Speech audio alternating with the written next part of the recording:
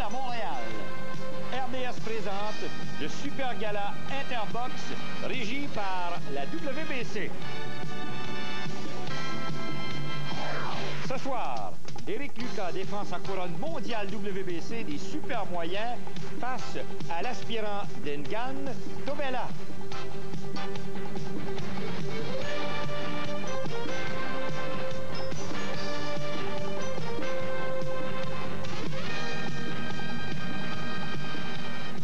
On vous souhaite la bienvenue, mesdames, messieurs, et à mes côtés, vous aurez certes reconnu cet homme en noir, celui qui est immédiatement à ma droite, c'est le champion mondial WBC, Éric Lucas. Monsieur Lucas, mes hommages. Bonjour. Ça va bien? Très bien, merci. Ça n'a pas changé. Et l'autre homme, habillé en noir, naturellement, vous le connaissez, c'est mon bon copain Yvon Michel. Salut, Yvon. Salut, Jean-Paul. Et là, ce soir, messieurs, vous allez travailler, surtout toi, dans ton cas, c'est ton emploi ce soir. Tu vas nous expliquer ce qui s'est passé au cours de ce combat contre Ngan Tobela. As-tu souffert? Ça a-t-il été facile? Est-ce que c'était difficile? T'as-t-il fait mal? Est-ce que c'est toi qui vas être le commentateur? Comment tu aimes ça? Dire ça, mais ça a bien été. Ça a bien été, hein? Ça va bien se décrire. J'ai vu, je dois te dire que je regardais non seulement ton visage, je regardais aussi le visage d'Yvon Michel, puis quand tu vois qu'Yvon est heureux pendant un combat, tu sais que ça va admirablement bien. Yvon, peut-être tu pourrais ajouter ton grain de sel dans tout ça, toi? Ah, écoute, Éric a fait l'histoire le 30 novembre dernier. Aucun champion du monde canadien n'avait jamais défendu son titre en territoire québécois. Donc, Éric a fait l'histoire et il l'a fait de brillante façon. Qu'est-ce que tu peux me dire là, avant de commencer, parce que nous allons vous présenter dans quelques instants, naturellement, là, le combat entre notre ami Lucas et Tobela. Mais qu'est-ce que tu peux me dire de Tobela avant? Quand tu es monté sur le ring, première chose que tu as pu ressentir, c'était quoi exactement? Quand j'étais en arène, je me sentais très bien. Je n'avais aucune nervosité, j'étais à l'aise. Je me sentais très confiant. Je savais que je m'étais bien préparé. On a eu un super camp. Fait que quand je suis arrivé dans l'arène, j'étais de bonne humeur, j'étais heureux. J'avais juste hâte que la cloche sonne et que le combat commence. On m'a demandé, il faut absolument que je te pose la question, puis après ça, tu pourras peut-être ajouter, toi. Où est-ce que tu as trouvé cette claque que plusieurs personnes auparavant disaient « Oh, Lucas, c'est un bien bon gars, bon boxeur, connaît sa technique, mais sa force de frappe laisse à désirer. » Depuis quelque temps, tu as quasiment arraché la tête à Glenn Catley, et je dois te dire que j'ai pas l'impression que notre ami Tobela a cessé de prendre des aspirines de lui, là. Tu as trouvé ça où, toi? On travaillait fort en entraînement. Je pense que je dirais pas que je l'ai toujours eu. Disons que c'était juste de s'améliorer un peu techniquement. On a amélioré ce côté-là. Mais aussi, c'est une question beaucoup plus d'enchaînement dans mes coups. Avant, j'étais plus porté à frapper un coup ou deux coups à la fois. Me retirer. Maintenant, je suis plus persévérant en attaque. Je vois des combinaisons de 3, 4, 5 coups. Fait que comme ça me permet d'aller chercher. Je pense pas que j'ai le gros coup de poing dans qu'un gars d'une claque, même si c'est ça qui s'est passé contre Catley. Mais, tu sais, je veux dire, je peux me faire respecter. J'ai toujours trouvé le moyen de me faire respecter dans chacun de mes combats. Puis là, c'est juste de prendre une confiance, puis aussi d'enchaîner avec mes coups, puis là, ben, les résultats sont là. Il est capable d'enchaîner des paroles aussi, hein? Et je pourrais peut-être compléter tout à l'heure, mais là, on a un premier combat, Jean-Paul, Joachim Alcine. C'est la relève de demain. Et tenez-vous bien parce que... De demain, très, très près. Joachim Alcine, 25 ans. Il est très impressionnant jusqu'à présent. Lui qui livre aujourd'hui son 11e, ben, il livrait le 30 novembre, son 11e combat. 10 victoires, aucun revers, 7 victoires par knockout. Un protégé de George Sherry, il a 28 ans. Joachim, il n'a pas 28 ans, il a 25 ans. Ouais. Après le vieillir, pauvre type. Belle fiche, 10 victoires, aucune défaite, 7 KO. Dans sa fiche amateur, ceux qui l'auront vu se souviendront, il avait 32 victoires et 12 défaites chez les amateurs. Maintenant, au niveau des classements, 2e au Canada, 10e à la NABF. Est-ce que tu t'entraînes avec lui à l'occasion, toi, Éric? Non, je m'entraîne avec. Peut-être chez les amateurs qui sont vraiment même juniors, ça m'a emmené. Mais moi, mon commentaire sur Joachim, je pense que c'est un des boxeurs depuis ses débuts chez les pros. C'est vraiment amélioré de combat en combat, puis que je trouve vraiment très bon. Puis il est très beau à avoir boxé. Un beau style, il est rapide, il cogne dur. Je pense que c'est super intéressant, puis le monde qui ne l'ont jamais vu, mais ils vont l'aimer ce soir. Vous voyez ici les mensurations, Yvon? 5 pouces pour Alcine au niveau de la taille et seulement que 3 pouces et demi côté portée. 29 ans pour Aponte. On connaît José Aponte puisqu'il a déjà livré bataille à Montréal contre Léonard Dorin. Voilà. Il pesait à ce moment-là, il était relativement plus lourd que Dorin. Il pesait 145 livres et ici, il est à près de 153 livres dans ce combat contre Alcine. Joachim Alcine qui porte les couleurs d'Interbox, naturellement. Il a le maillot noir et son rival, le maillot blanc. Dans le cas de Aponte, lui, c'est un type qui venait, je ne sais pas s'il reste encore là, il venait de Ponce à Porto Rico. Est-ce qu'il est encore là, Yvon? Oui, c'est ça. Et Jean-Paul, juste pour mettre bien situer les choses, oui, c'est vrai que les couleurs de Joachim Alcine sont celles d'Interbox. C'est qu'on est en train de travailler pour offrir une entente à long terme avec Joachim, mais actuellement, on y va sur une base combat par combat. Exact. On a une très, très bonne entente avec George Sherry qui fait office de gérant pour Joachim. Donc, on a une entente présentement qui nous satisfait tous les deux. Donc, on ne peut pas vraiment dire qu'il est un porte-couleur d'Interbox, même si le boxé, pour nous, à chaque fois. Il est tellement spectaculaire, puis je vous blâme pas, les amis, excepté que, tu sais, le maillot était noir, hein? Oui, et les lettres étaient rouges. c'est la même couleur. Oh, tu as raison, c'est la même couleur. C'est juste parce que je voulais pas que ça porte à confusion. Je voulais pas que Joachim demain appelle et dise « Hey, là, on n'a pas signé de contrat à long terme. » OK. Prenons pas de chance. Alors, 1 minute 30, un petit peu moins maintenant, et combat qui commence lentement, mais faites bien attention. Vous allez vous apercevoir que ce Joachim Alcine a une très, très bonne force de frappe. Éric a bien décrit Joachim Alcine tout à l'heure. C'était pas un boxeur amateur exceptionnel. Tu as parlé de sa fiche tout à l'heure. Il n'a jamais été champion canadien. Il s'est promené à quelques reprises sur la scène internationale, mais encore une fois, il n'était pas exceptionnel. Il s'est réellement développé chez les professionnels. Et si s'est développé autant que ça, c'est parce que dans son gymnase, avec George Sherry et Howard Grant, il est un boxeur, un athlète sérieux, discipliné, un peu à l'image d'Éric. Il fait tout ce qu'il doit faire à l'entraînement de façon à progresser. Et là, ça paraît sur le ring. Belle droite qui vient d'être lancée juste par-dessus l'épaule. Et pour votre information, ce José Aponte, en 1998, perdait une décision en 12 assauts contre nul autre que Paul Spadafora. Imaginez, la Paul Spadafora qui est champion. 135 livres actuellement. Alors, ça peut vous donner une idée.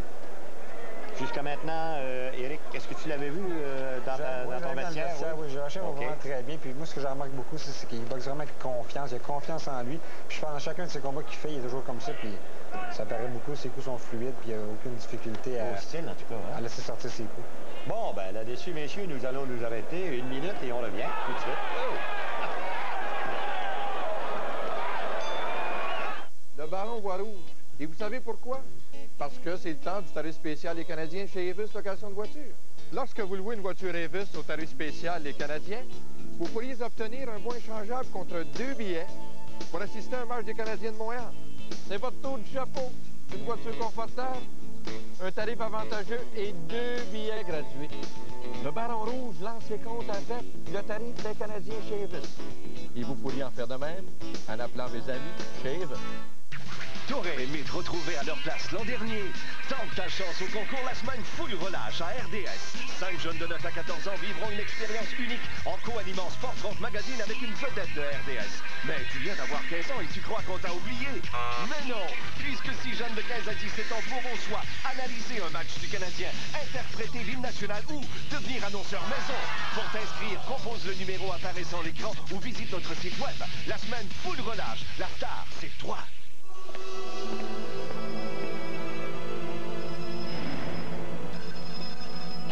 Bonjour. Votre mission, si vous l'acceptez, consiste à vider le coffre Coors Light.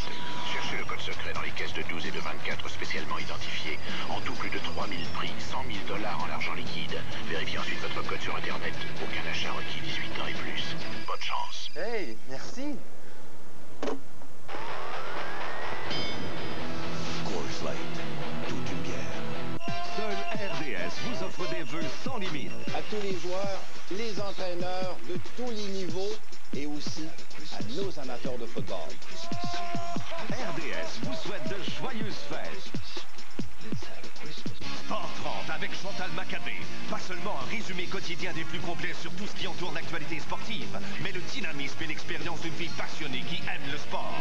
Sport 30 du lundi au vendredi, 18h30 à RDS. Ce gala à Interbox est une présentation du casino goldenpalace.com. On s'en va au deuxième engagement et on va demander au champion, Éric Lucas, premier round, tu le donnes à... Joachim a dominé complètement, puis un très beau round pour lui. Il était calme, il a bien placé ses coups, il a bien travaillé. Voilà, la même chose pour Guy Jutras, qui était l'arbitre, pas l'arbitre, mais le juge, un des juges. Mais pour la télévision, il était le juge de la télévision. Ben oui. Mais il y en avait, les autres jugeaient aussi. Je pense qu'il y avait Alain qui était là aussi. Joachim, excellent jab, une bonne combinaison, mais toutes ces séries, ces séquences débutent avec ce jab. C'est très important. Il est beaucoup plus grand que ce Aponte. Aponte, tu l'as mentionné, il a déjà donné du fil à retordre à de très, très bons boxeurs. Il s'était rendu jusqu'au 8e round avec Léonard Dorin. Dorin qui s'entraîne présentement.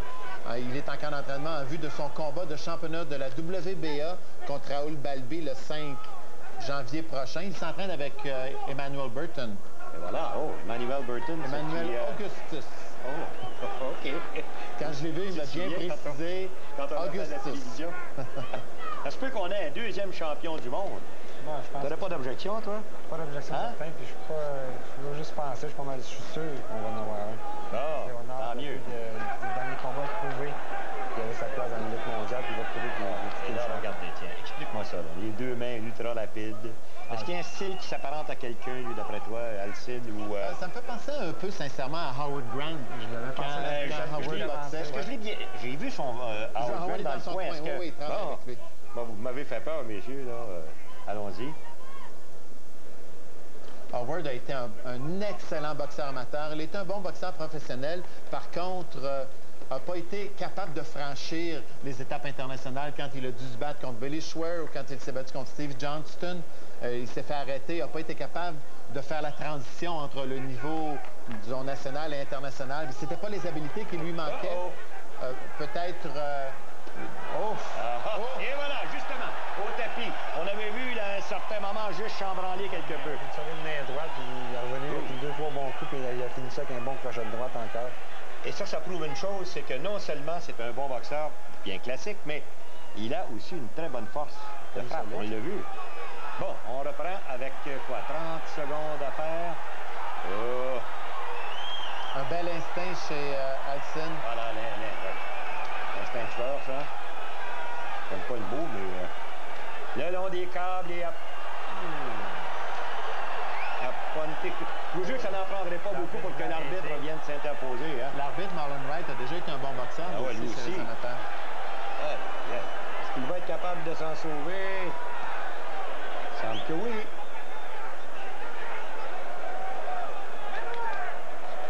Ça, s'il y avait un problème avec notre horloge, Jean-Paul, il reste beaucoup plus de temps. Ah bon? OK, 8-7 secondes, donc j'ai dit. Mais là, je pense que l'arbitre... Bien non, la ronde est terminée. On lui donne un compte. Ah non, on lui donne un compte. À Montréal, on n'a pas le droit de donner des comptes de 8 debout. Par contre, il était dans les câbles. C'est que l'arbitre a dû considérer que les câbles l'empêchaient de tomber. C'est la raison pour laquelle il est intervenu. Et là, comme vous voyez, les deux mains. Troisième chute. Et ça, c'est impressionnant. Il fait mieux que Paul Spadafora avait fait. Paul qui est pourtant champion du monde actuellement. Il fait mieux que Léonard Dorin avait fait. Dorin l'avait passé le KO au 8e round. Donc, c'est un combat, c'est une victoire. Une victoire qui nous démontre de belles choses chez Joachim. Ça veut dire que c'est sa 11e victoire en autant de combats. Son 8e KO et contre un type qui avait tout de même, 36 combats professionnels. Alors, vous voyez justement George Sherry qui est là et Howard Grant. George Sherry qui doit nous écouter présentement. Il est de retour d'un périple en Floride. Et Georges qui n'a que de bons mots pour son protégé Joachim Alcine. Tiens, vas-y, M. Lucas. Regardez ça. Le coup de poing a tout dit. Vraiment, il avait atteint une solide main droite juste un peu avant. Le show avait été ébranlé solidement, mais Joachim a continué avec des bonnes attaques, des coups qu'il a pris ici. Puis le dernier crochet de droite a vraiment fait tout le dommage.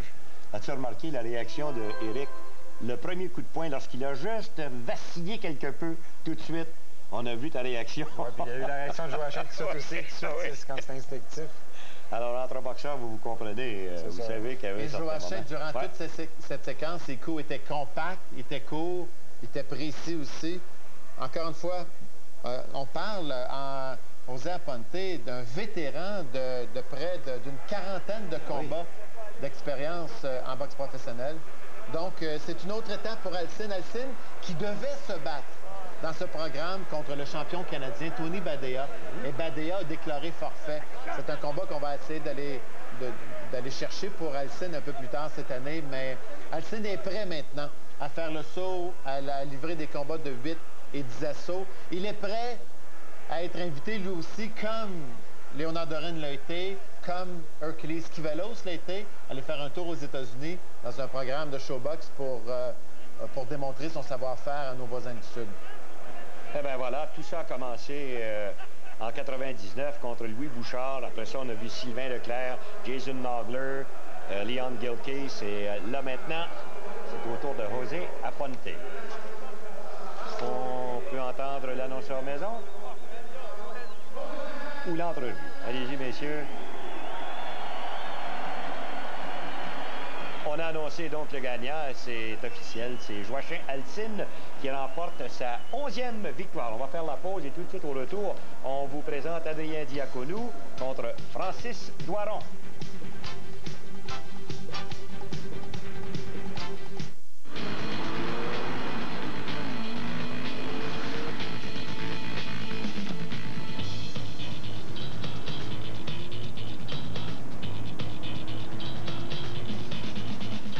Durango, capable de tirer au-delà de 7200 livres, est le seul véhicule utilitaire sport à offrir un moteur V8 pour environ 38 000 $.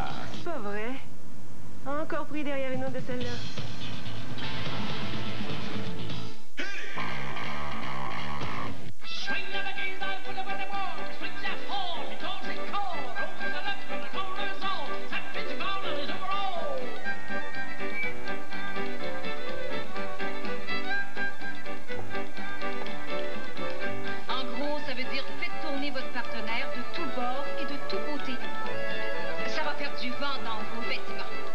Votre conseiller Clarica aime bien que les choses soient claires, surtout quand il s'agit d'investissement et d'assurance de personnes.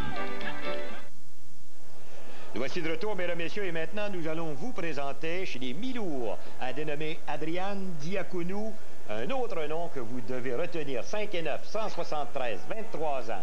Il affronte Francis Doiron, un petit gars de chez nous, 4 victoires, 2 défaites, 1 verdict nul. Et ton appréciation, Éric? Bien, sur Adrien Diaconou, c'est sûr, j'ai des bons mots. C'est un gars avec qui j'ai eu la chance de m'entraîner. Un boxeur puissant, qui est fort physiquement et qui a beaucoup de détermination. Son seul but quand il monte dans l'arène, c'est de passer le carreau sur son adversaire. Puis ça, des fois, c'est même quasiment, même à l'entraînement. Ouais. Ben, il faut le calmer un peu parce que je veux même laisser essayer. Excellente observation. Oui, effectivement. C'est le plus petit des deux, là, celui qui penche la tête vers l'avant. Vous voyez, les seuls coups qu'il porte sont tout le temps en force. Tout ce qu'il veut, c'est faire mal. Il cogne dur, croyez-le. C'est incroyable, hein? Ouais. Il a gagné une médaille d'argent en championnat du monde, Jean-Paul. Il était l'un des favoris de son pays, la Roumanie, pour gagner une médaille d'or aux Jeux olympiques. C'était Sydney en 2000. Et il n'a pas réussi son coup. Il a perdu contre l'éventuelle médaille d'or, Jorge Gutiérrez, dans son poids, le Cubain. Il est venu avec nous. Il vient de la même ville que Léonard Dorin. Il est originaire de la même ville que Léonard Dorin. Et dans ce combat, Stéphane Larouche, qui l'a bien préparé, lui a dit, de l'autre côté, il croit que tu vas tout donner dans les premiers rounds, que tu vas te fatiguer et qu'ils vont être capables de réussir d'avoir l'avantage ou de te déclasser dans les derniers rounds, puisque c'est son premier combat de 6 rounds en carrière. Donc, Adrian, c'est la première fois qu'il ne se lance pas à bras raccourcis sur son adversaire. Il réfléchit, il regarde ce qui se passe. Oh, une droite! Et on a le résultat. Juste par-dessus l'épaule. Hein? Tu l'avais dit? Même rock solide, puis aïe, aïe, aïe. pas de doute, il est comme vraiment dur des deux mains. Oh, crochet, hein? Aïe, aïe, aïe. C'était une vraie, ça. Doiron qui avait déjà livré 2 combats de 6 rounds, lui, dans ses 2 derniers combats. Donc, espérait l'amener plus loin. Donc, Adrian, bien préparé, bonne tactique. Et il est explosif, extrêmement déterminé à surveiller. Dans les jeunes boxeurs qu'on a ici, c'était son 5e combat cette année, 5e victoire. Et ceux qui ont réussi à rester debout devant lui, c'est parce qu'ils ont réussi à retenir, à réussir à laisser passer la tempête sans le défier. Imaginez, il y a eu quoi? Eric Olds, le 10 juillet de l'an 2001, qui a réussi à rester 4 rondes devant lui, et Claudio Ortiz le 20 juillet. Alors, nous allons donc faire la pause, et au retour, nous allons vous rendre la décision officielle.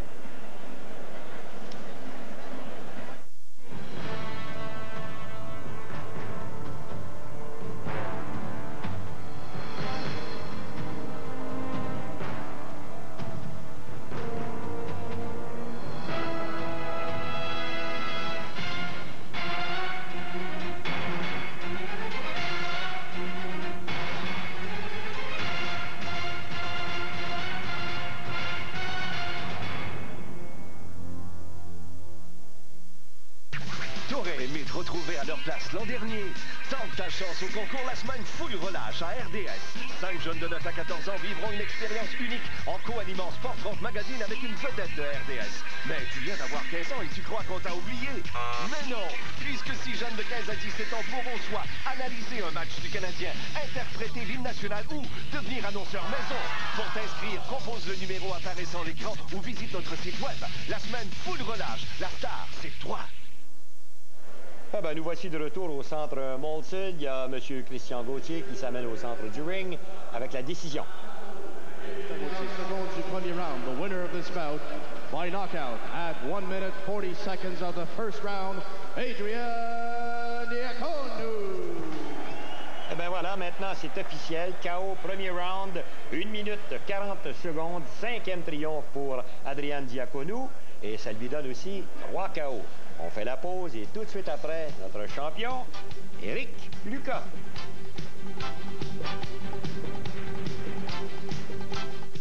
À Noël.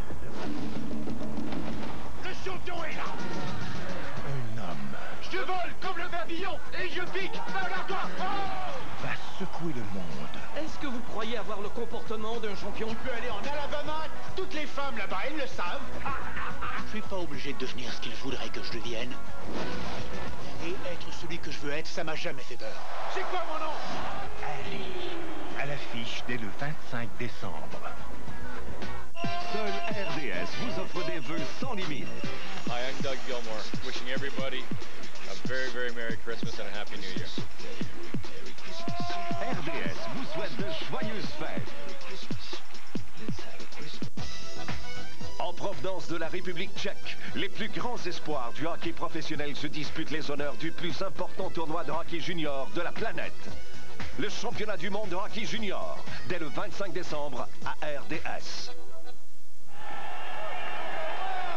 Nous voici de retour au centre Molson, mesdames, messieurs. Et qui est-ce qui s'amène? C'est le clan Éric Lucas. Il est toujours là, François. Il fait une bonne job. François Duguay, c'est celui qui porte la ceinture, mais on rit souvent parce qu'il trouve toujours le moyen d'être quelque part devant la caméra. Combien elle pèse? Combien elle pèse, cette ceinture-là? On l'a jamais pesé. Non? Est-ce qu'elle est pesante? Ouais, assez lourde. Ouais. Elle vaut, Jean-Paul, son pesant d'or. Ouais, ça, j'en doute pas, tu sais. Alors, voici cette... Elle a pris encore de la valeur avec le On comprend, j'en doute pas. Là, ça commence à nager là-dedans. Hein? C'est toute une sensation, Jean-Paul, de partir d'où on est, à la sortie du vestiaire et marcher à travers le monde. On voit près de 14 000 spectateurs sur place. C'est réellement tout un feeling. Alors, si je comprends bien, vous voyez notre ami Éric très souriant. Yvon en arrière qui est, lui, très confiant. Vous avez Stéphane Larouche en avant, lui, qui est plutôt calme. Ben, Stéphane, il faut qu'il ouvre le chemin. C'est lui qui a le principal travail là-dedans. Mais je dois te dire que m'impressionne, lui, ce Stéphane Larouche-là. Il fait un excellent travail. On parlait tout à l'heure, Éric a tenté d'expliquer pourquoi il frappe dur aujourd'hui. Il y a plusieurs facteurs. Moi, je dirais, un, parce qu'il veut frapper dur aujourd'hui. Avant ça, il se contentait de toucher sur la cible. Aujourd'hui, il veut frapper dur. Deux, il est beaucoup plus mature physiquement qu'il l'était dans le passé. Et trois, il y a aussi Stéphane Larouche qui travaille très, très fort pour améliorer son offensive. Et donc, c'est une combinaison de ces facteurs-là qui font qu'Éric, aujourd'hui, peut être considéré, comme un bon frappeur dans la division. Je dirais pas un artiste du chaos nécessairement, mais un bon cogneur chez les Super Mario. Éric, est-ce que ça t'a fâché à l'occasion, pour ne pas dire insulté, lorsque tu entendais des gens dire « Ah, vous savez, Éric, c'est frappe pas tellement fort, c'est difficile à vendre, ses combats et ainsi de suite. » Est-ce que ça t'a insulté? Comment est-ce que tu as pris ça? Non, jamais. Ça n'a jamais été un problème qu'on me dise ça. J'ai tout le temps... C'est pour l'important de un, c'est de gagner ses combats. Et de deux, de se faire respecter par les adversaires. Puis j'ai toujours trouvé le moyen de me faire respecter. OK. Alors, disons que, personnellement, toi, tu prenais pas ça comme, une sorte de critique ou quoi, une insulte? Jamais, ça m'a jamais dérangé. OK. Si j'aurais perdu mes combats, bon, peut-être j'aurais été mal à l'aise avec ça, mais je gagnais tous mes combats quand même, et ça n'a jamais été un problème. Pour ajouter ce qu'Éric dit, regarde dans les adversaires qu'Éric a eus, la majorité de ses adversaires, Éric les a ébranlés. À un moment donné ou un autre dans le combat, Éric les a ébranlés. Ce qu'il n'y avait pas à ce moment-là, c'est la petite touche, qu'on a besoin pour terminer un combat. Peut-être qu'il lui manquait ça, mais il réussissait à s'imposer. Je me rappelle, c'était, je pense, au Casino de Montréal. On avait travaillé là, dans une petite salle, c'était ça. Est-ce que c'était pas Secundo Mercado qui était... Non, c'était Kevin Pompey. Kevin Pompey. Je pense qu'il n'a jamais été capable de se rebattre par la suite. Comment il a fait pour rester debout à ce moment-là, ce gars-là? On entendait les coups. C'était dans une petite salle. Tu devais entendre les coups, toi aussi. Non, mais tu devais entendre les coups. C'est toi qui les donnais. Mais tu devais entendre les coups aussi. Et te dire, ce gars-là n'a jamais été le même boxeur après qu'il t'a affronté. J'ai pas su son cheminement après ce combat-là, mais c'est sûr que dans ce combat-là, j'avais complètement dominé le combat. Et toi non plus, tu n'as jamais été le même boxeur après ça, parce que c'était... On aurait dit là, que soudainement, il y a eu une explosion, puis Éric Lucas s'est découvert. C'est arrivé avant ça. Ouais. C'est arrivé contre Roy Jones, c'est arrivé contre Chiozo. C'est à cette période qu'Éric a compris. C'est vraiment dans ces deux combats-là, même si c'était de la défaite entre Jones et Chiozo, que j'ai appris, que j'ai comme pris conscience de ma valeur, de qu'est-ce que je pouvais faire dans l'arène, puis de prendre ma confiance. C'est vraiment là que j'ai pris toute ma confiance, puis que j'ai dit qu'à un moment donné, mais on deviendrait champion, puis c'est arrivé. Pendant le combat, j'aimerais ça que tu nous dises, c'était quoi quand tu t'es entraîné avec Roy Jones? Qu'est-ce que ça t'a fait? Est-ce que ça a changé quelque chose? Parce que là, j'ai une pause, et tout de suite après, nous allons aller naturellement au combat. Mais après la pause.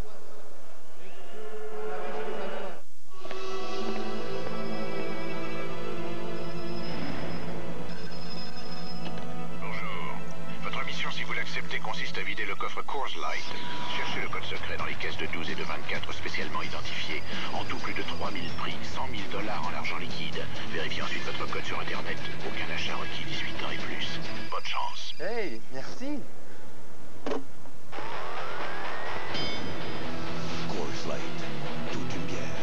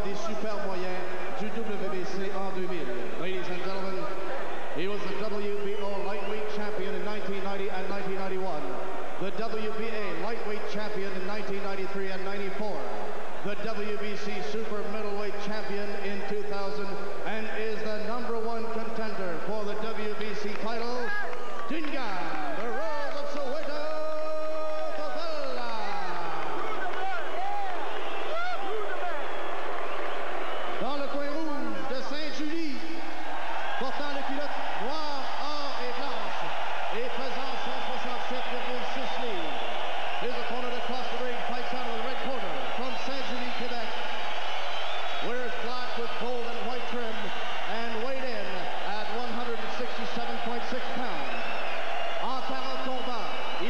3 victoires, 12 par KO et 3 nuls.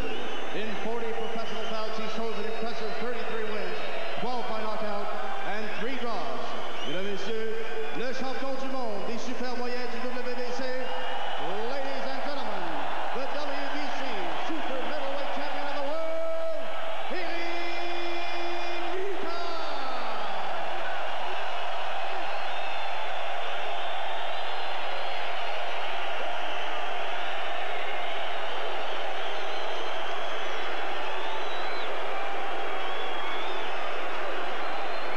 Tout à l'heure, je te demandais si tu avais entendu les coups, all right, contre Kevin Pompey. Parce que ma question est assez simple. Là, la foule, est-ce que ça t'a encouragé? C'est sûr. Ouais, je l'entends comme il faut. Quand il est derrière toi, c'est de l'adrénaline de plus dans moi, puis ça me pousse vraiment, ça m'aide. Puis c'est dans des combats où des fois que l'enjeu est haut, mais on a besoin de la foule. Mensuration, Yvon? 6 pieds contre 5 pieds 7,5, à peu près le même poids. Tobella, on sait, a eu de la difficulté à faire le poids, a dû perdre 2 livres après la première pesée, le jour de la pesée officielle, c'est-à-dire la veille. Éric, la stratégie au départ, premier round, tu fais quoi là, exactement? Dans ta tête, tu as quoi? On part vite, on part lentement, on bûche, on fait quoi? Non, c'est de s'installer, de placer notre jab le plus possible, de prendre le contrôle du ring en partant. C'était de jamais laisser Tobella se sentir à l'aise dans le ring, puis je pense qu'on a bien fait notre travail sur ce côté-là. En aucun temps, il semblerait que tu aies eu une crainte de sa force de frappe ou une crainte de t'approcher de lui. Non, jamais. Comme ça, on s'est toujours senti bien à l'aise. Puis de ronde en ronde, je prenais de la confiance de plus en plus. Puis quand il me frappait, je ne ressentais absolument rien. Ma défensive était bien. Puis tout a bien fonctionné dans ce combat-là. C'était planifié après chaque combinaison de se déplacer comme tu le fais? Oui, c'était pas rester devant lui. On savait qu'on avait remarqué que quand dans les combats contre Tobella, Catley et Tobella Hilton, lorsque les adversaires se plaçaient devant lui, il ne faisait plus rien, il ne bougeait pas la tête, il était immobile. C'est là que Tobella frappait. Fait que nous, on s'était dit qu'il ne faut jamais rester devant lui sans rien faire.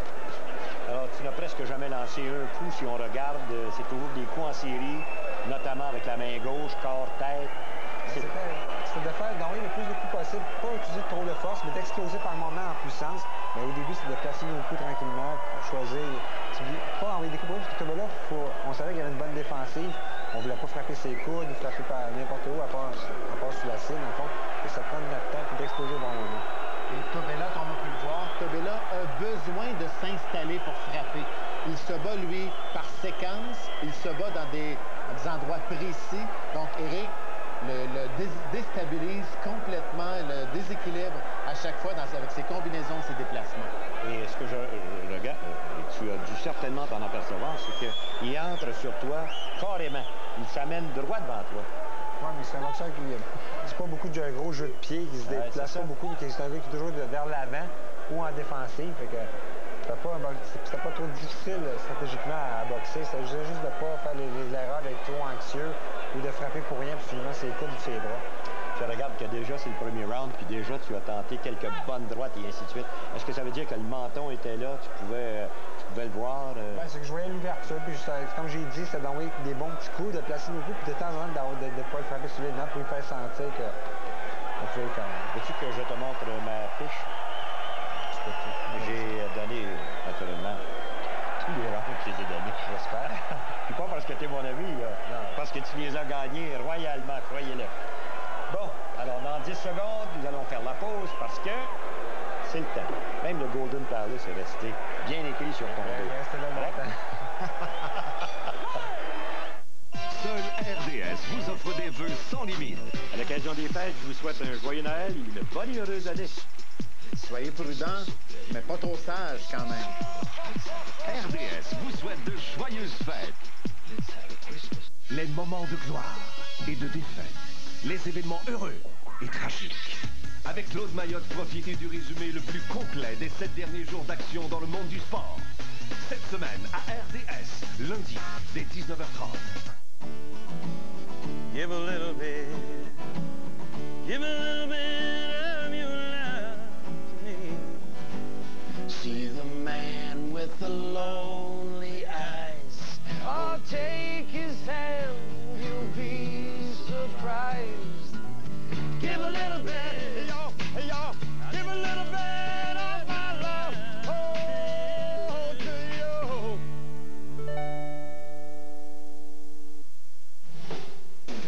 Bon, ben là, mesdames, messieurs, on va vous montrer quelque chose. Yvon, tu vas expliquer exactement. Regardez, c'est Eric qui est couché là, tranquillement. Là. Donc, Eric peut l'expliquer davantage. Oui, ça, durant le camp d'entraînement, les autres sont venus au Golden Palace pour tester leur peinture, si je peux dire qu'ils mettaient dans le dos, pour voir si c'était pour tenir assez longtemps. Parce que je pense qu'ils ont fait ça avec Bernard Hopkins, ils n'avaient pas eu une bonne expérience. C'était effacé après 2-3 rounds. Là, ils voulaient s'assurer que ça pourrait être tout le long du combat. Ça a été long pendant 2 semaines. Fait que... Et les lettres étaient plus belles, là, que ce qu'on a vu. Oui, parce que lors de cette pratique-là, elle nous avait fait ça avec son... plus stylisé, juste à main, c'était plus stylisé, fait que c'était beau. Puis tout le monde trouve que ça va pas mal mieux la première fois que la deuxième. Est-ce qu'il en reste encore? Non, là, il en reste plus, mais ça a duré longtemps. Il me disait que ça durait 3 jours, 4 jours maximum. Ça a duré quasiment 2 semaines. Ah oui, tant que ça. Ouais, vers la fin. Douche par-dessus douche et... il aurait fallu que j'aille me faire frotter tout de suite le lendemain, mais là, j'avais pas attendu à me faire frotter. Fait que... Ça, Yvon, c'est une nouvelle mode, c'est une nouvelle façon. Vous savez, il y a des gens qui ont dit « Ah, c'est pas correct, n'importe quoi ». Mais on oublie, par exemple, que des types comme les gars de F1, tout est vendu sur leur corps. On vend une jambe, on vend un genou, on vend une épaule. Et il y a des prix à part. Il y a, par exemple, l'épaule est plus chère que la jambe ou quoi que ce soit.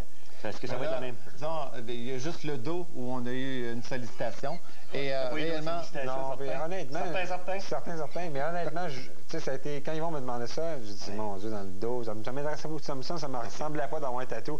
Là, c'est sûr que le fait qu'ils monnayaient ça a aidé. Ça aide. Mais disons que j'accepterais pas d'en avoir partout.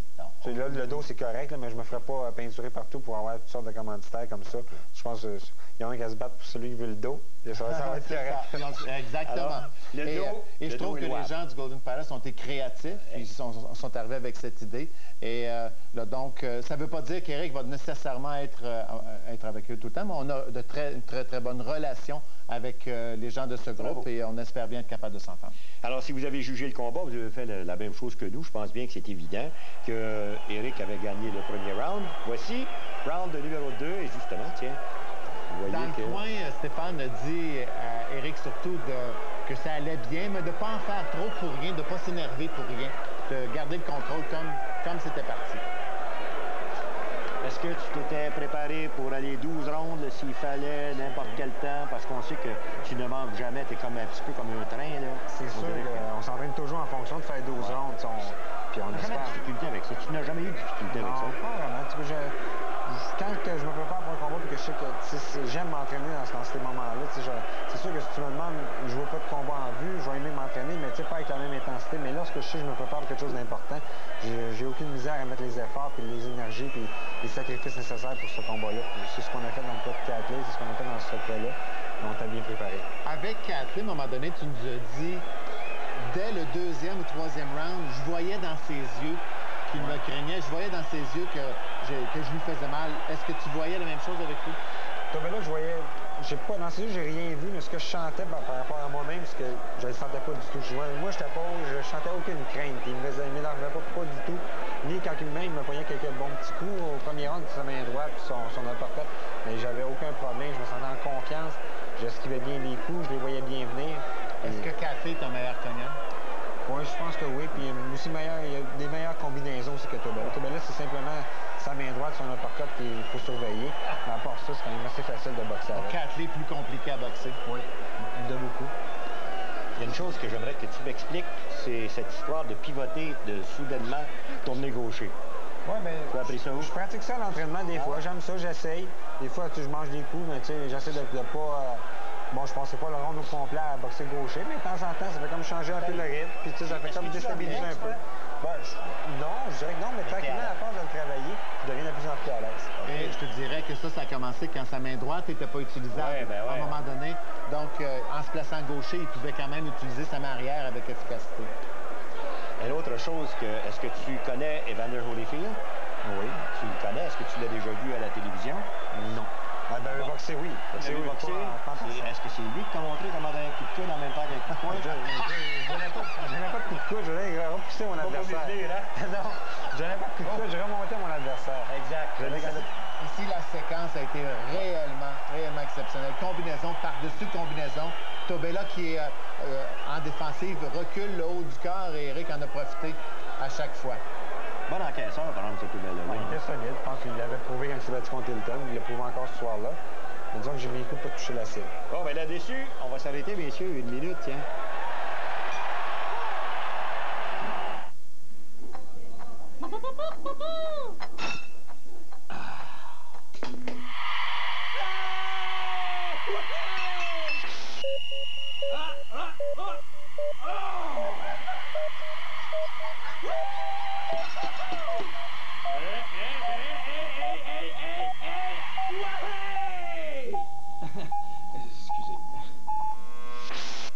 Éducalcool vous rappelle que la modération a bien meilleur goût. T'aurais aimé te retrouver à leur place l'an dernier. Tente ta chance au concours La Semaine Full Relâche à RDS. 5 jeunes de 9 à 14 ans vivront une expérience unique en co-animant Sport France Magazine avec une vedette de RDS. Mais tu viens d'avoir 15 ans et tu crois qu'on t'a oublié? Mais non, puisque 6 jeunes de 15 à 17 ans pourront soit analyser un match du Canadien, interpréter l'hymne national ou devenir annonceur maison. Pour t'inscrire, compose le numéro apparaissant à l'écran ou visite notre site web. La Semaine Full Relâche. La star, c'est toi. Reste assis, Père Lucas. Dans le coin maintenant, comme vous voyez, pas essoufflé du tout. Pourtant, tu vas me dire une chose, il faut absolument que tu m'expliques cette rapidité d'exécution. Je t'ai déjà vu rapide, mais jamais comme ça. Je pense que j'étais à l'aise, mes coups étaient fluides. Je pense, on avait dit de ne pas boxer trop en force au début de combat, de placer plus ses coups, puis de temps en temps d'exploser en force. Puis j'ai bien démarré le combat comme ça, puis ça s'est bien sorti. J'ai eu un bon camp d'entraînement, comme j'ai déjà expliqué souvent, puis tu sais, bon, la musculation, puis tout, j'ai été chercher ça là-dedans.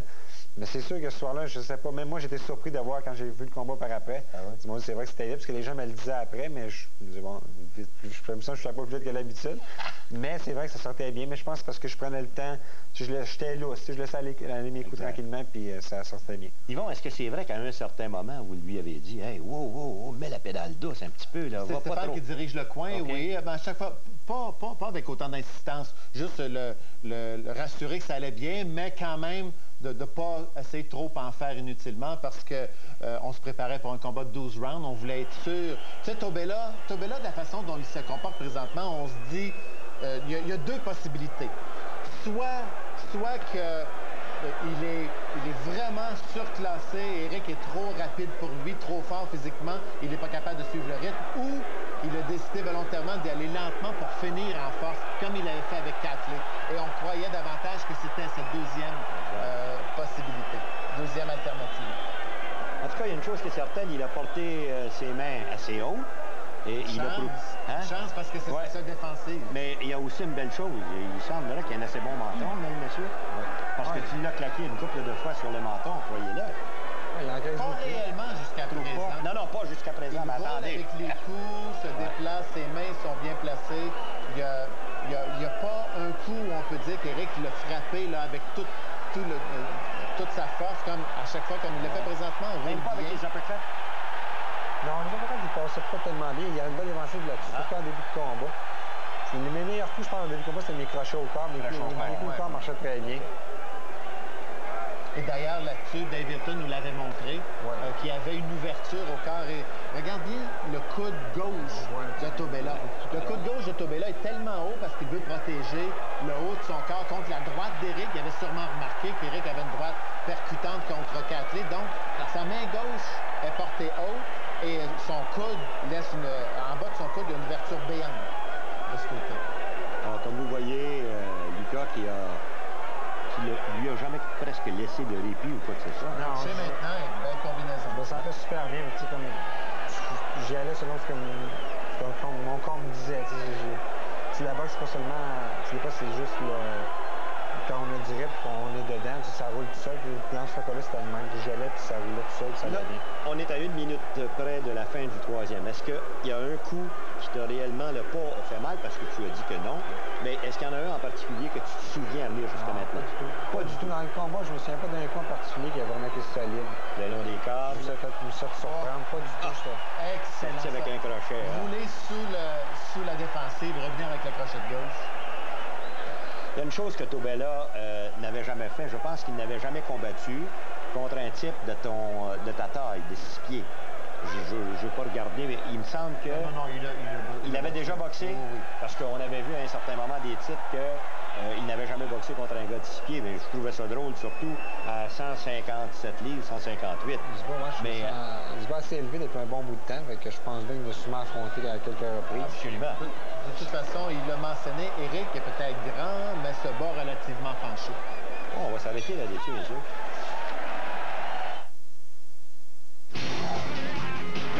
Ce Sport Flash vous est présenté par Thématique, des gars qui s'y connaissent en dégâts. Bonsoir à tous. À quelques jours de Noël, les Alouettes et leurs partisans ont reçu un beau cadeau. La brasserie Molson prolonge de 5 ans sa commandite avec la formation montréalaise. Aucun montant n'a été dévoilé, mais la commandite comprend également la télédiffusion et la radiodiffusion des matchs. La nouvelle équipe de la Ligue canadienne de football, les Renegades d'Ottawa, a présenté le tout premier entraîneur-chef de l'histoire de la formation. Il s'agit de Joe Pawpaw, ce qui confirme la rumeur qui circulait.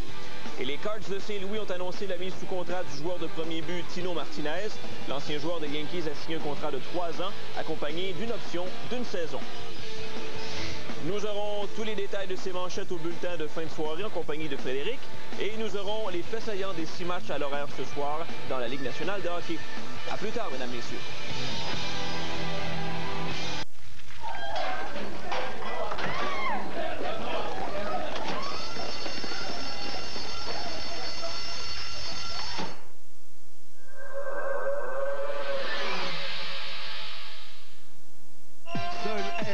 Vous offre des vœux sans limite. C'est temps de penser à nos amis et à ceux qui nous ont quittés pour un meilleur monde. Et surtout à tous les membres de notre famille. RDS vous souhaite de joyeuses fêtes. Et voici de retour, et justement, on est dans le coin. Là, ça veut dire qu'on est entre le 3e et 4e. On fait quoi, là, dans le moment, dans le coin, là? Ben, moi, je me sentais très bien. Mon combat allait bien. J'écoutais ce qu'on me disait. Je pense qu'à cette ronde-là, je pense Stéphane m'avait dit de peut-être ralentir un petit peu parce que si je voulais... Nous autres, notre objectif, c'est d'amener Autobella à l'épuisement et de le fatiguer pour le finir vers la fin du combat, vers la fin peut-être du 10e, 11e ronde. Mais là, Stéphane croyait peut-être qu'à ce rythme-là, c'est moi qui fatiguerais et qu'à la fin du combat, j'aurais plus de misère à peut-être à l'arrêter. Et on a aussi fait peut-être un petit ajustement. C'est là qu'on est allé davantage sur le coude gauche. Ouais. Et on a demandé à Éric d'être un peu plus compact dans ses coups. Ses coups étaient un petit peu larges. On a demandé donc d'être un petit peu plus compact. Bon. Alors, satisfait venir jusqu'à maintenant. Tu as 30, il y en a 27. Tu es en avance par 3 points. Ça, c'est... Est-ce que tu... Savais-tu que tu étais en avance? Certainement. Est-ce qu'on te l'a dit? Tu étais certain. Voilà. On n'avait pas besoin de le dire. Non, je pense. Tu sentais, hein? Voilà. On poursuit donc avec une avance de 3 points.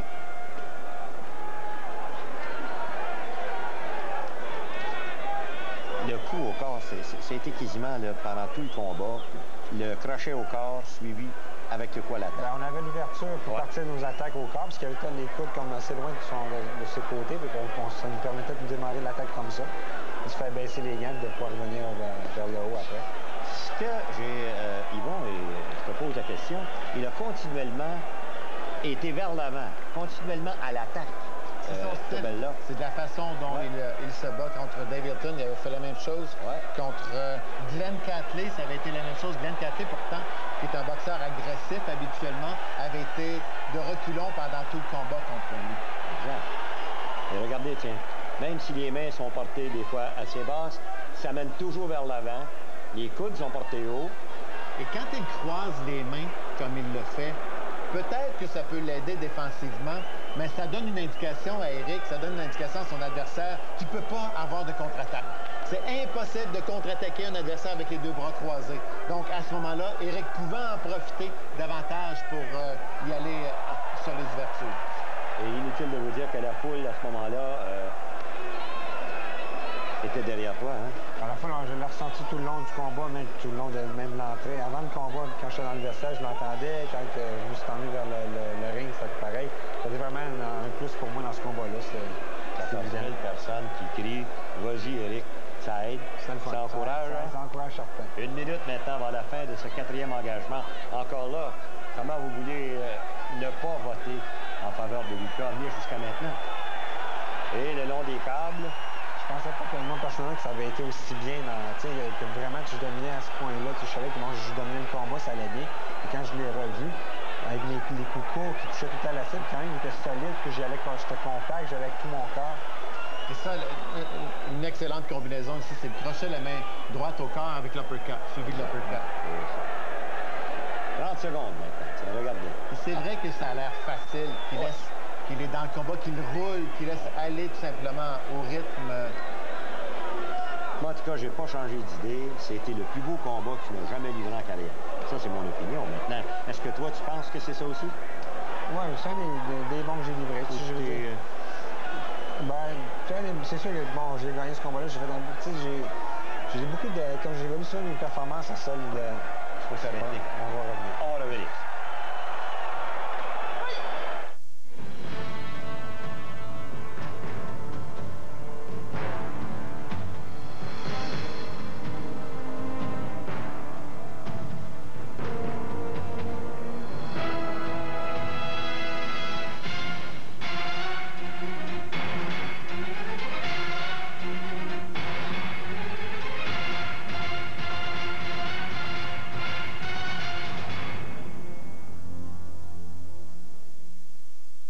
Nous voici de retour, mesdames et messieurs, on est dans le coin.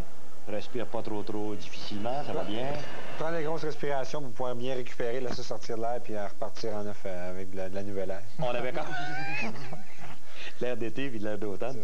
Hey, on avait commencé à parler de ton meilleur combat, celui où tu t'étais senti le plus à l'aise. Moi, en tout cas, personnellement, je trouvais que c'était ton meilleur. Est-ce que toi? Ben, c'est sûr que j'étais très à l'aise dans celui-là. Je suis vraiment des combats où j'étais le plus à l'aise. Mais un de mes meilleurs combats, souvent, je crois que c'est Teozo et Jones, que je compare autant où j'ai été dans ma carrière. Okay. Ça faisait seulement 5 ans que j'étais chez les pros. J'ai affronté deux grands boxeurs cette année-là. Puis j'ai fait des belles performances que je suis vraiment satisfait. Même si j'ai perdu, c'est ces combats-là qui m'ont beaucoup appris. Puis comme je dis souvent, quand je doute de quelque chose sur moi avant un combat, bien, je vais visionner mes combats contre Teozo puis contre Jones. Puis je vois ce que j'ai fait de bien dans ces combats-là. Puis je me dis que ça peut pas, tu sais, je peux pas. Tu vois, ce qu'il y a eu de plus dans ces combats-là contre Jones et Teozo, c'est qu'Éric a été touché, a été même ébranlé à un moment donné, surtout contre Teozo. Et la façon dont il a réagi, il était en position difficile, il a réussi à surmonter ça avec beaucoup de brio. Bravo, messieurs. 40-36, 4 points d'avance et on poursuit. En somme, tu as continué à faire ce que tu faisais très bien depuis le tout début, puis ça fonctionnait bien, c'est ça? C'est pas bien compliqué. Comme j'ai dit, Tobello boxait d'une seule façon, c'est en avançant ou en défensive. Puis si tu restais devant lui, là, il te frappait. C'est pas difficile au niveau stratégique c'est juste de bien choisir ses coups, de prendre son temps, puis de ne pas frapper pour rien sur les coudes. Il y a une chose qui est certaine, le crochet de la gauche a été très bien. Le jab a bien travaillé aussi? Il a bien marché. Hein? J'ai boxé beaucoup collé, surtout en partie du 3e, 4e round, parce que quand j'étais près de lui, je sentais qu'il ne pouvait rien faire. Puis que tout marchait. Donc c'est ça, parce qu'à un moment donné, tu t'es moins déplacé dans le combat. C'est parce que tu te sentais bien dans cette position-là. J'étais super à l'aise, puis je savais que je pouvais le bousculer, je le faisais reculer, puis qu'il ne me faisait pas peur, puis il ne me dérangeait pas du tout avec ses attaques. Est-ce que quand même tu étais conscient que c'était la seule façon où il avait une chance de te frapper, c'est quand tu restais avec lui? Oui, je suis conscient de ça, mais par exemple, je le frappais tellement souvent que je ne donnais pas la chance de frapper. C'est ça. Tu ne pouvais pas dégainer les mains. Je frappais toujours. Continuellement actif, tiens. Je pense que je fais peut-être 10 coups de poing de fil, j'envoie sans même qu'il y ait on a juste à compter les coups que tu donnes et ceux que lui donne. La plupart du temps, il est dans la riposte. C'est peut-être 30 secondes. C'est ça, exact. Ça nous a présenté le combat de Shane Sutcliffe contre Patrice Leroux il n'y a pas tellement longtemps et on disait, regardez Sutcliffe, il ne peut pas être précis parce que quand il frappe, il regarde par terre. Regardez le regard d'Éric Lucas. Il regarde exactement ce qu'il doit faire. C'est la raison pour laquelle il est aussi précis dans chacune de ses séquences. Et là, tu t'aperçois que Tobella reste debout, bouge pas tellement. C'est facile à toucher. Belle cible, hein? Oui. Finalement, sa défensive était moins efficace que ce qu'on croyait au début. Oui. Peut-être parce qu'on a travaillé plus intelligemment, je pense.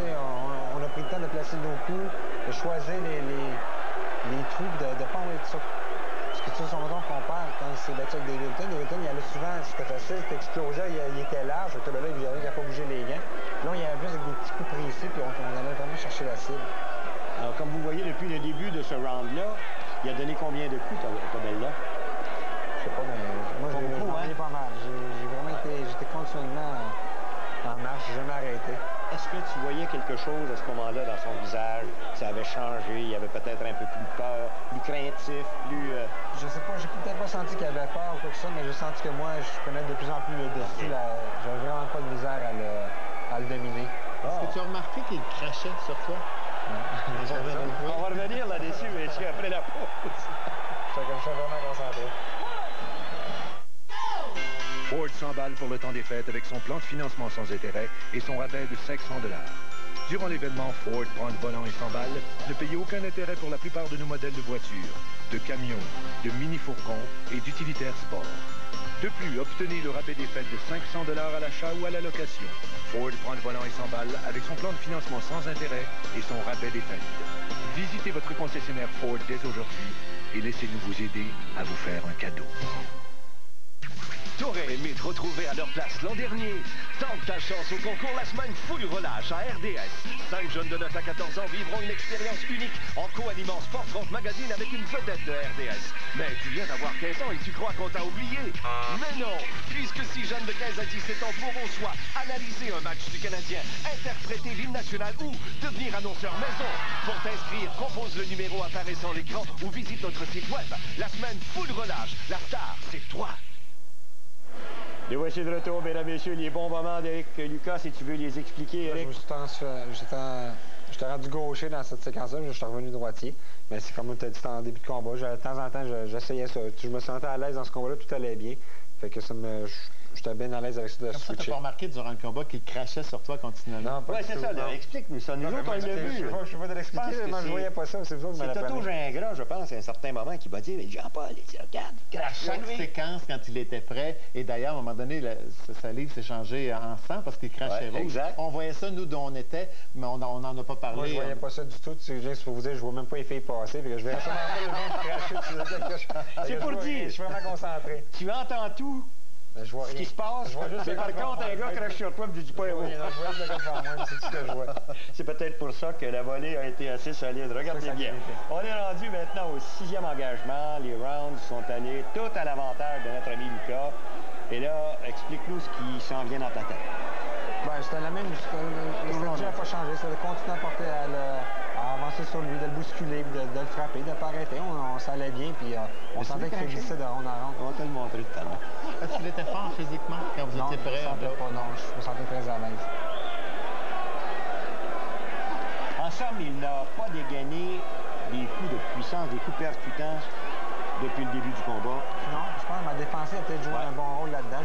Défensivement, j'étais bien. Je sais pas qu'il me frappait, j'avais les mains hautes. Il a pu m'en passer quelques-uns, c'est certain. Mais ça a toujours bien été. D'ailleurs, dans le coin, on est au 6e round et on se regarde, moi et Stéphane, on dit hey, il n'y a pas encore de marque. Habituellement, Éric est marqué ou découpé ou des bleus, mais là, il n'y avait rien. Ça, c'est vraiment une bonne séquence, ça, là. C'est la cible dans les câbles. Pourquoi il ne sort pas de là? Lui explique, c'est parce que tu ne laisses pas sortir? Parce que je mets la pression dessus, je reste collé sur lui, puis je ne veux pas qu'il sorte de là. OK. C'est un gars aussi, Tobella, qui est très mal à l'aise s'il doit se déplacer ou s'il doit reculer. Pour sortir des câbles, il doit donc reculer. Et c'est pas la façon. Et là, Éric l'empêche complètement. Je sais pas si c'était au 6e que je me suis fait couper. Parce qu'à un moment donné, quand j'étais coupé, je voyais plus rien dans mon œil gauche. Fait que je le forçais à rester je restais collé sur lui. Donc là, il va être coupé comme ça. C'est pour ça que je pense là, parce que je le tenais toujours là. Puis à chaque fois qu'il venait pour se déplacer vers la gauche, je me collais encore plus sur lui pour pas le perdre, parce que je voyais plus de mon œil gauche. Est-ce que tu l'as senti quand tu as été coupé? Sur le coup, non, mais après ça, à un moment donné, le sang rentrait dans mon œil, puis là, c'est bien que je l'ai senti. L'arbitre qui demande qu'on surveille. Je te dirais pas ce qui est arrivé ou ce qu'on a dit dans le coin, mais les types qui ont vu la blessure que tu avais, je peux te dire, c'était tous des catholiques. Ils connaissaient l'Église, mon vieux, de la porte avant à la porte arrière. Et là, le Dr Meunier regarde ça. C'était pas une coupure très, très grave. Par contre, ça peut certainement embarrasser. Et là, peut-être pour expliquer aux gens, la WBC exige que même quand il y a blessure accidentelle causée par un coup accidentel, là c'est un coup de tête accidentel, le boxeur qui n'est pas coupé est pénalisé d'un point. Et voilà. Donc, la WBC a décidé d'amener ce règlement. Je suis plus ou moins, je dirais même que je ne suis pas d'accord avec ce règlement, mais la logique pour eux derrière ça, c'est qu'ils se disent, si c'était accidentel, il y en a un qui était coupé, il est donc désavantagé parce qu'il a été coupé. Pour égaliser ça, celui qui n'a pas été coupé, lui, on lui enlève un point. Donc, ça rééquilibre les choses. Ça allait bien, je roulais bien, ma tête bougeait tout le temps. C'était ça, la stratégie, c'était pas de rester sans bouger devant lui. Ça l'a encouragé, celui-là. Peut-être, mais je n'étais pas désavantagé non plus à cause de ça. Non, lui, il était un petit peu plus actif. Et c'est là que tu nous as montré aussi que défensivement, tu pouvais t'en sortir, non? Tu parlais tout à l'heure qu'il n'avait probablement pas affronté de boxeur de 6 pieds, mais c'était pas tellement ça. Quand Éric avait discuté de ça avant, Éric disait qu'il n'a certainement pas boxé contre un adversaire de ma corpulence. Et ça, c'était vrai parce qu'Éric, par son entraînement, par son gabarit physique, est très, très gros pour un super moyen. On va s'arrêter là-dessus, messieurs.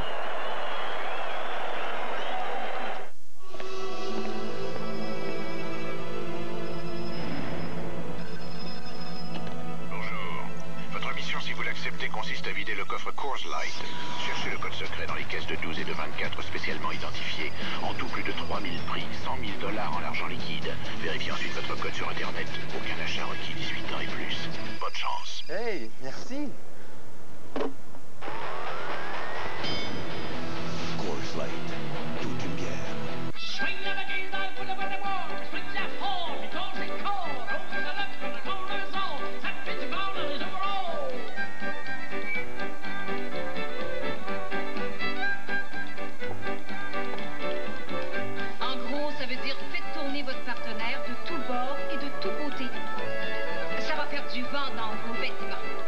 Votre conseiller Clarica aime bien que les choses soient claires. Surtout quand il s'agit d'investissement et d'assurance de personnes. Là, on est rendu, Éric, au 7e engagement. Vu que tu ne l'avais pas vu, tu nous as dit que tu ne l'avais pas vu, la fille, on a décidé de te la montrer. Merci, je ne la vois jamais. Content? Bon, oui. Allons-y. C'est difficile à trouver où il y a eu ce coup de tête. Les têtes ont été près l'une de l'autre souvent. Mais par exemple, même malgré ce coup de tête-là, c'était mon meilleur round, je pense, offensivement. J'ai vraiment fait mal. Dans ce round-là, j'ai vraiment senti que j'y ai fait mal, puis que de plus en plus, là, je prenais l'avantage. Tu l'avais senti dans ce round? Parce que vers la fin du round, il était comme ébranlé. J'avais pogné un bon crochet de gauche. Fait que j'ai vraiment senti ma plus grosse domination. Tu l'as senti même si tu le voyais pas. Je l'ai senti. C'est ça la boxe. Des fois, on ne voit pas, mais on sent les choses. J'ai remarqué une autre chose aussi, qu'à un certain moment, il a essayé peut-être de jouer un plus au niveau de la force physique. Tu l'as poussé et là, on a vu tout de suite qu'il a arrêté. Je pense qu'il ne pouvait pas rivaliser de force physique avec toi. Physiquement, je pense que j'avais une grosse avantage. Puis ça, je l'avais dit avant le combat, que c'est ça qu'il était pour ressentir. Comparativement à tous les combats qu'il a pu faire avant, que là, il affronterait un vrai super moyen. Un peu comme moi quand j'ai affronté Tiozo dans son poids à lui. J'étais vraiment pas de classe. J'étais pas de classe. Dans son poids à lui. Tiens, regarde. 7 points d'avance, donc 60 à 53. On est rendu au 7e engagement. Le 18 au 6e, c'est à cause de ce règlement de la WBC. Et voilà. Bon. Oh, ça, c'était bien au cadre. Et là, je ne sais pas si c'était l'idée, mais il me semble que les coups de puissance étaient plus percutants. Là, on aurait dit là, que tu as dit... Ben, Tombala, de plus en plus, devenait fatigué, puis de plus en plus, moi, je pouvais toucher assez plus facilement. Puis ça, je le sentais, et que j'allais de plus en plus en puissance. Tu lui donnais pas tellement d'espace d'une façon ou d'une autre. Non, c'était le but, parce que comme on l'a dit tantôt, dans le visionnement qu'on a fait en entraînement, lorsque tu laissais la chance de frapper, il en profitait, puis c'était pas... Mais lorsque il y avait de la misère à contre-attaquer, c'était plus si tu laissais une ouverture, là, il en profitait. On ne voulait pas laisser aucun break là-dessus. De toute façon, Tobela, comme la majorité des adversaires d'Éric, comme Catley quand il est arrivé ici, n'avait pas beaucoup de respect pour Éric. Et lui, je suis convaincu qu'au fur et à mesure que le combat avançait, il se disait, bon, la tempête va traverser, on va traverser la tempête va pas finir, on va traverser la tempête, Finalement, la tempête n'a jamais terminé. Je l'ai arrêté. Si l'arrêt de la réparation, elle n'aurait jamais arrêté. Un ouragan qui a duré longtemps. Par contre, on doit donner crédit à Degan Tobela, c'est qu'il était devant Éric. Jamais il a tenté de retenir Éric. Jamais il a tenté de bloquer les bras d'Éric pour... souvent, on voit ça, des boxeurs qui tentent de survivre, essaient tout simplement de bloquer ou de... C'est un peu tricher dans les règles, je dirais, que de retenir l'adversaire pour l'empêcher de frapper, mais Tobella n'a jamais fait ça. Exact, c'est vrai. Et ça te permettait de travailler beaucoup plus. Ça donnait aussi l'occasion aussi pour les spectateurs d'avoir un meilleur combat. Je pense. Et de garder ton style à toi. Quand ça accroche toujours, ça devient tannant un peu. Et là-dessus, je te dirais, comme toi contre Tuoso ou Jones, tu n'as jamais reconnu non plus. Exact. Une chose qui est certaine, c'est que tu es devenu le propriétaire du ring dès le premier round. Tu n'as jamais cédé pour aucune considération. Et là, c'est de plus en plus ardu pour Tobella. Dans ce round, il se fait frapper avec beaucoup de force. Ça rentre. Regardez les deux mains, uppercut, crochet. Peut-être 7-8 coups de consécutifs qui touchent la cible. Même si c'est pas en moyen que tout ça part pas de loin, c'est très court, mais c'est compact, c'est avec tout le corps. Ah! Ici, il est complètement surclassé. Et là, tu t'amènes vers l'avant, tente la droite en direct. Tiens, là, tu t'es reculé pour prendre ton respire. Tu es revenu. On va s'arrêter, messieurs, là-dessus. Prends ton respire. Ne regarde pas en arrière. Ne reviens pas sur le passé. Le temps joue contre toi. Fonce.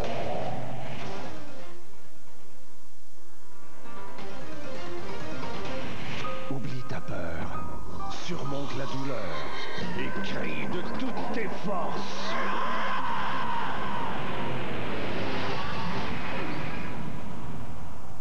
Give a little bit of your love to me.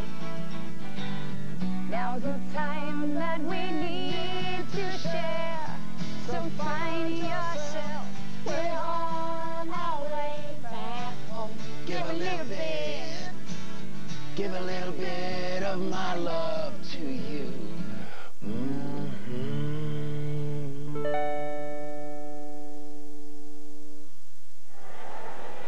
Bon, ben, paye-toi après. Ça, le 6e était mon meilleur round, que le 7e était encore meilleur. Vraiment, c'était vers la fin du 6e seulement ou dans le 6e, mais là, dans le 7e, c'était quasiment tout le round. J'ai touché la cible avec puissance. Beaucoup, à un moment donné, étaient très ébranlés. Même à un moment donné, je pensais que j'aurais pu l'arrêter, ce round-là. Je pensais que l'arbitre aurait mis fin parce que tous mes coups touchaient la cible. Puis c'était vraiment un round parfait pour moi. Ça a super bien été. Et dans le coin, quand tu es arrivé dans le coin, entre 7e et 8e, on a parlé de quoi? Est-ce que il y avait dit... On continue de la même façon. Stéphane a dit ça va bien, mais de la pression, de toujours rester concentré. Évidemment, Bob Miller doit travailler sur son œil pendant ce temps-là. La stratégie, c'était pas de changer, parce que ça allait tellement bien. Plus ça allait, plus on prenait l'avantage, que ça... On avait tout fait bien pour nous. Puis Stéphane lui disait, laisse aller tes mains, laisse aller, ça va bien, continue de cette façon-là. Écoute, on ne peut pas être plus heureux que ce qu'on était dans le coin. Voici le 8e, mesdames et messieurs, regardez bien. Vous allez tout comprendre. Je suis parti avec un crochet, j'étais tout de suite déterminé à repartir comme j'avais fini le 7e. Et là, il va donner une bonne séquence, Tobella, sa meilleure séquence du combat, probablement. Ça. On dirait c'est comme c'était dit, je donne le dernier coup. Dernier coup, si ça marche pas. Il y a une droite qui était passée en crochet et qui t'a frappé juste sur le côté de la tête. Tu t'en es pas... ça vient passer. Le crochet est bien passé. Bon. Ça, là, il était ébranlé.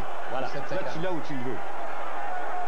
Bon, je vais l'amener dans les caves, je l'ai comme... C'est ça, tiens. Il venait de donner que ça bourrait de coups.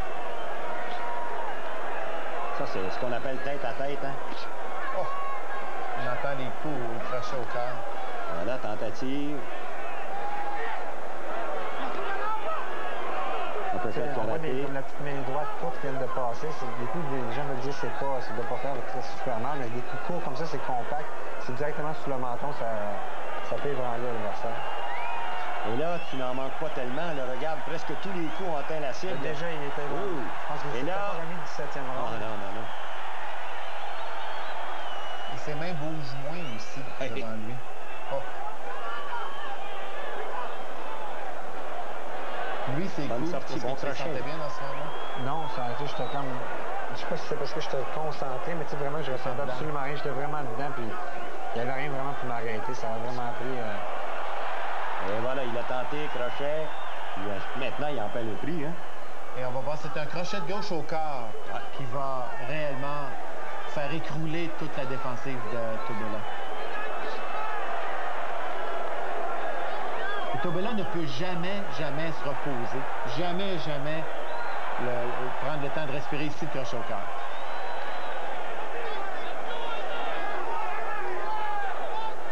Ça s'en vient. Tu l'avais préparé pour ça. Là, voilà. Et voilà. Et là, bon, l'arbitre Laurent Picon, qui est là, qui voit le combat se dérouler à peu près à sens unique, qui voit Tobella au 6e, 7e avoir de la difficulté, voire encore au 8e. Et là, quand il est ébranlé, on n'a pas de compte de 8 debout. On ne peut pas donner ni à la WBC ni au Québec. Donc pour lui, c'est soit qu'il laisse Eric continuer à frapper sur Tobella ou bien il intervient. Et toi?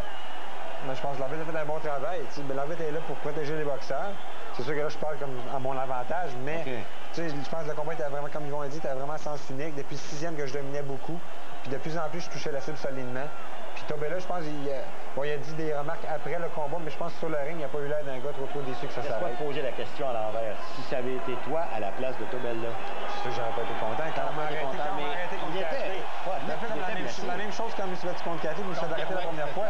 J'étais pas content, je disais l'arbitre, je suis correct. Mais l'arbitre a jugé que j'étais ébranlé comme un peu comme Tobella, il était là. Il se défendait plus, puis moi, je me défendais pas non plus contre Cathy la première fois. Bien, là, ce qui se passe, là. Ouais, là, j'ai encore sur François Duguay. Il me l'a passé là encore. On va saluer François, fait une bonne job. Puis on célébrait, c'était super le fun. Les gens étaient heureux, tout le monde était content. Une belle foule, ça a été une belle soirée. Et moi, ce que je remarque dans un programme comme ça, on est à la fin du combat, évidemment, les 14 000 spectateurs sont encore là pour célébrer. Ils demeurent là jusqu'à l'annonce. C'est réellement une fête, c'était électrisant. C'est réellement le crochet de gauche. Là, c'est pas cette séquence-là, ce sera une séquence sur séquence. Un petit peu plus tard.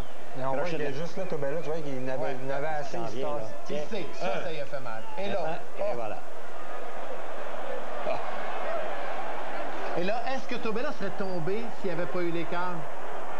Si l'arbitre n'aurait pas arrêté, d'après moi, ça aurait pris peut-être 5-6 coups de poing de plus, puis ça aurait tombé. C'est sûr que ça serait arrivé. Je pense plus comme on a dit tantôt, à partir du 6e, c'est vraiment une grosse domination. Puis c'est sûr que ça s'en venait. L'arbitre a juste arrêté le combat avant que ça arrive peut-être une blessure. Alors, ce qu'on va faire, c'est que... parler un peu EB. Mais il faut que je m'arrête pour une pause, messieurs. Tout de suite après, on va parler de EB, OK? Avec la décision, naturellement.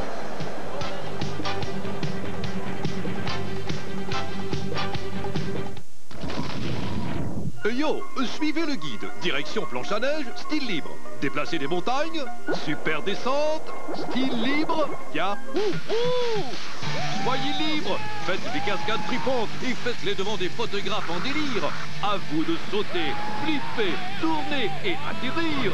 Puis faites-vous plâtrer d'aplomb et repartez de plus belle. Hunt, envoyez-vous en l'air avec style. Classé 1 pour tous.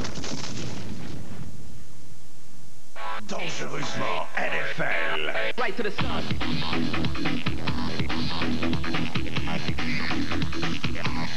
Right to the sun.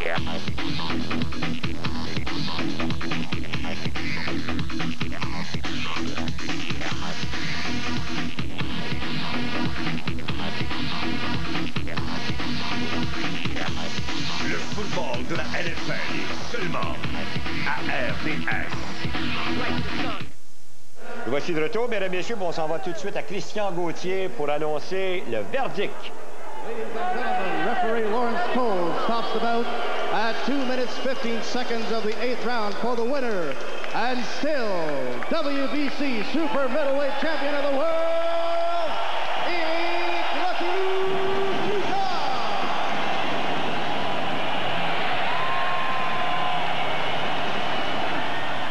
Bon, alors là, c'est la fête au village, oui? Ben oui, il fallait célébrer ça. C'était une belle victoire. Je pense que tout le monde a bien travaillé pour ce combat-là, puis le résultat, était plus que satisfait. À ton goût? Plus satisfaisant.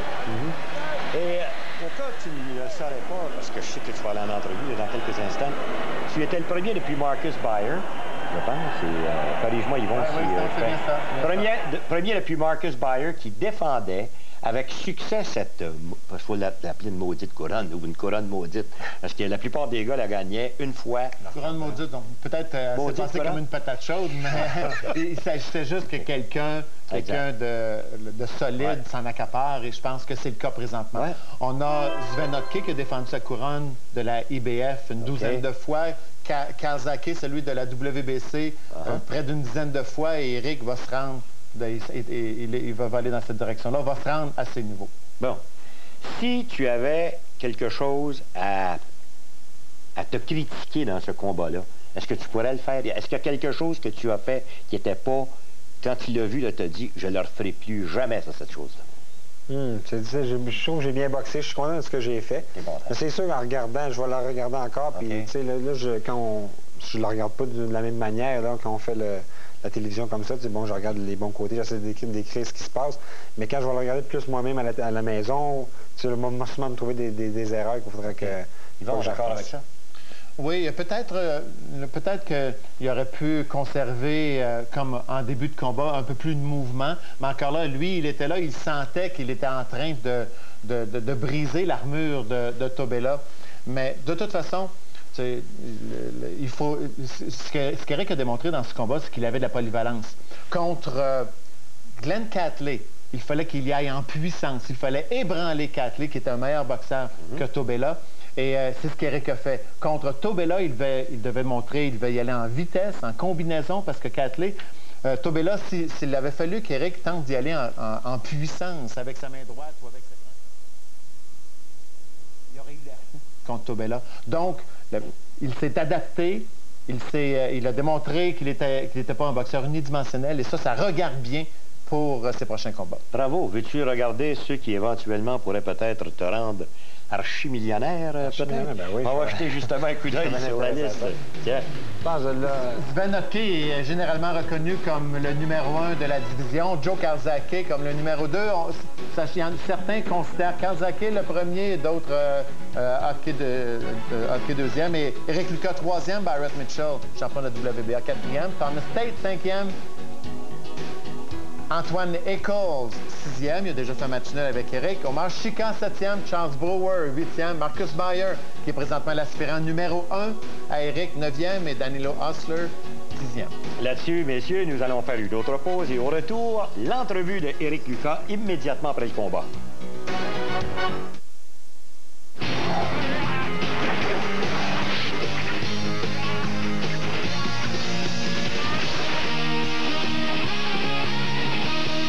Bonsoir à tous. On connaît maintenant le successeur de Craig Pollock chez BAR. Il s'agit de David Richards, qui devient le nouveau manager en chef de l'écurie de Formule 1. Richards a été présenté aujourd'hui lors du dévoilement de la nouvelle BAR Honda 004 au siège de Brackley, près du circuit de Silverstone. On a aussi appris que le motoriste Honda a signé un nouveau contrat de 3 ans avec BAR. Patrice Brisebois deviendra le joueur le mieux payé du Canadien la saison prochaine. Le défenseur a accepté un contrat de 3 ans plus une année d'option évaluée à 17 millions de dollars. Brisebois a exigé une clause de non-échange pour les 2 premières saisons de l'entente. Nous aurons tous les détails de ces manchettes et bien d'autres nouvelles lors de notre bulletin de fin de soirée à 22 h. Nous aurons aussi les résultats des 6 matchs à l'horaire dans la Ligue nationale ce soir. À plus tard.